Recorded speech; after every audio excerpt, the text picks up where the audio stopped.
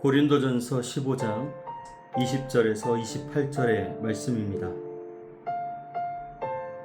그러나 이제 그리스도께서 죽은 자 가운데서 다시 살아나사 잠자는 자들의 첫 열매가 되셨도다. 사망이 한 사람으로 말미암았으니 죽은 자의 부활도 한 사람으로 말미암는도다. 아담 안에서 모든 사람이 죽은 것 같이 그리스도 안에서 모든 사람이 삶을 얻으리라.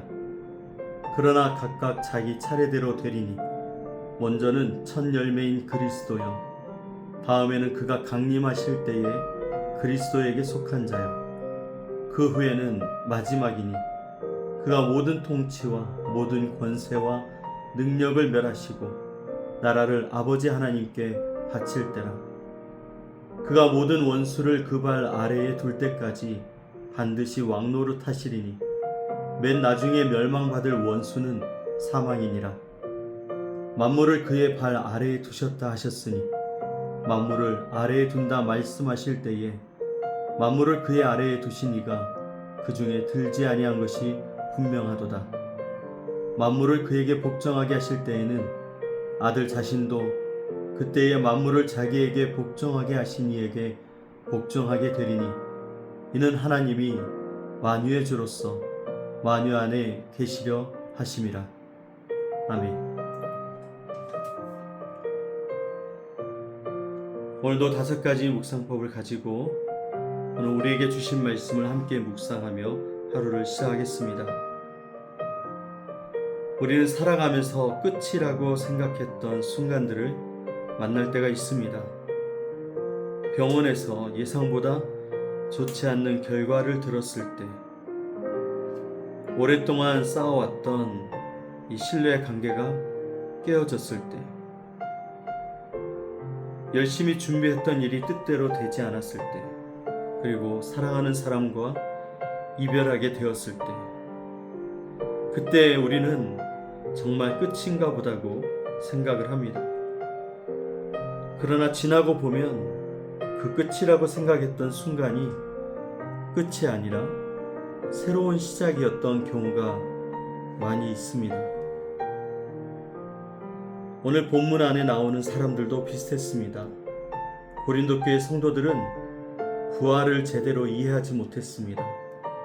죽음 이후에 무엇이 있는지, 하나님의 계획이 어디를 향해 가고 있는지 혼란스러워했습니다. 바울이 이렇게 얘기합니다. 그러나 이제 그리스도께서 죽은 자 가운데서 다시 살아나사.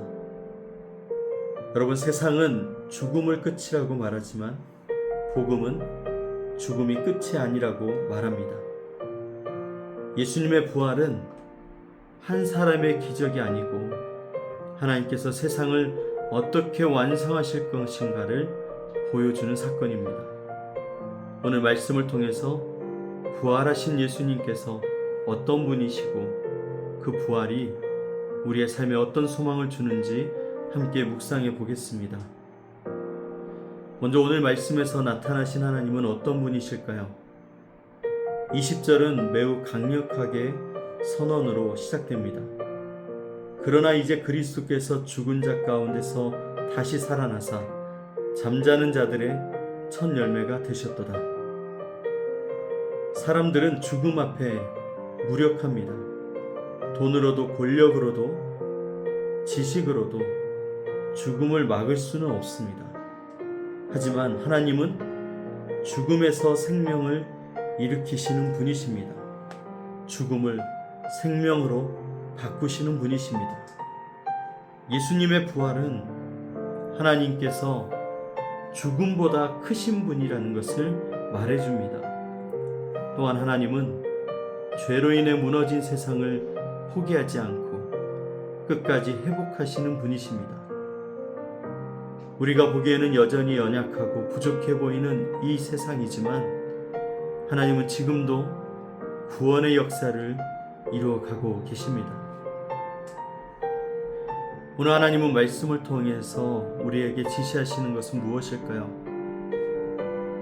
여러분, 예수님을 바울이 첫 열매라고 얘기했습니다. 첫 열매는 앞으로 이어질 풍성한 수확을 보증하는 열매입니다. 예수님의 부활이 예수님만의 부활이 아니라 그를 믿는 자들에게도 주어질 미래를 보여주는 사건이라는 것이죠. 그러므로 하나님은 우리에게 죽음과 절망만 보지 말고 부활의 소망을 바라보라고 말씀하십니다. 눈앞의 문제는 현실이지만 그 현실이 최종 결론은 아닙니다.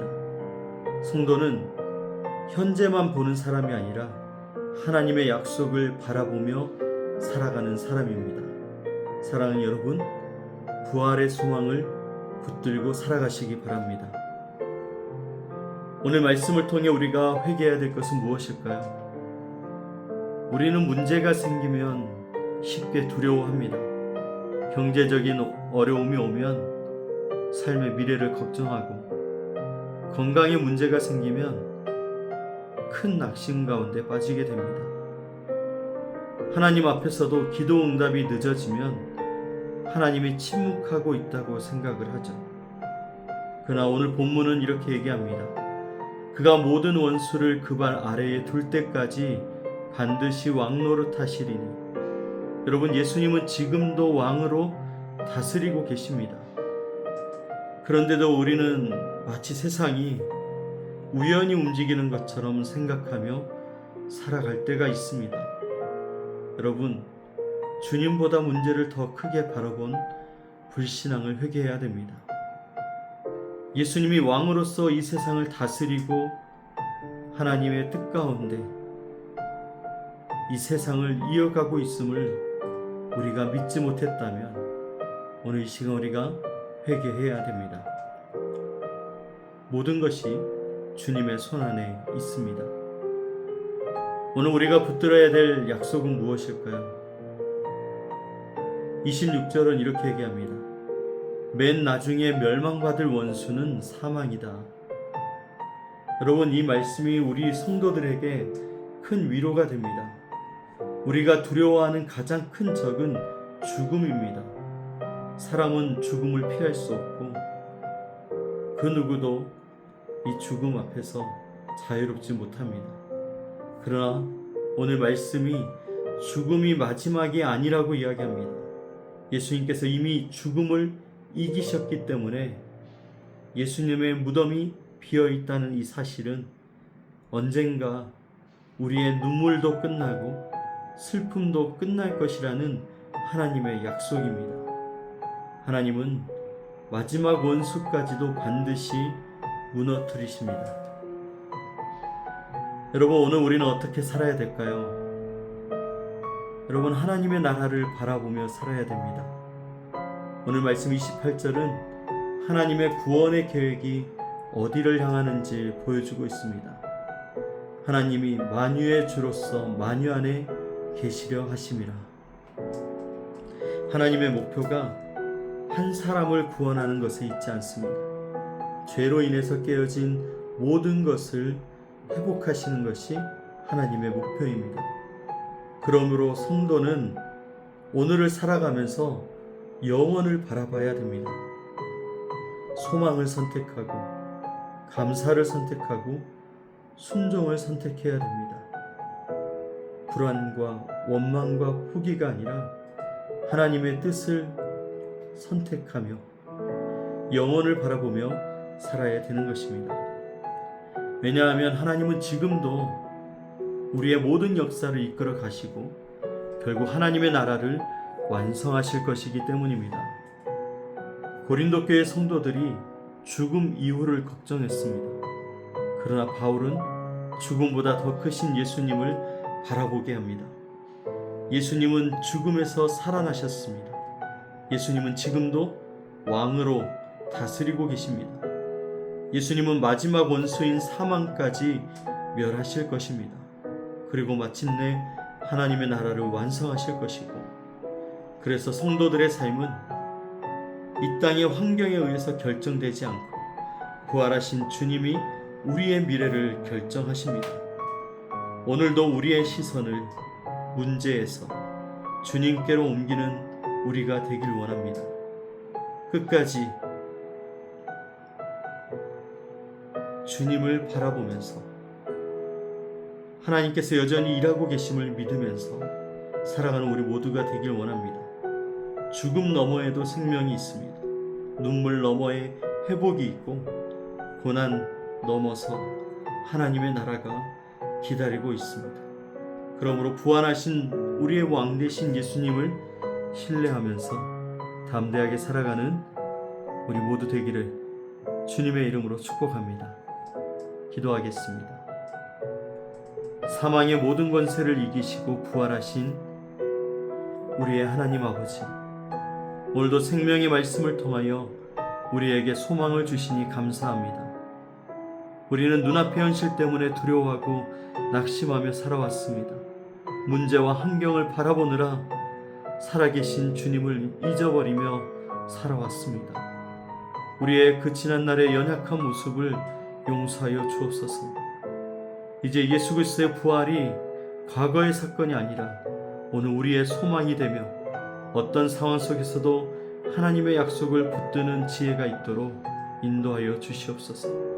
우리의 가정과 교회와 삶 가운데 주님의 통치가 이루어지게 하시고 마지막 원수인 사망까지도 이기신 주님을 바라보며 믿음으로 살게 하여 주옵소서.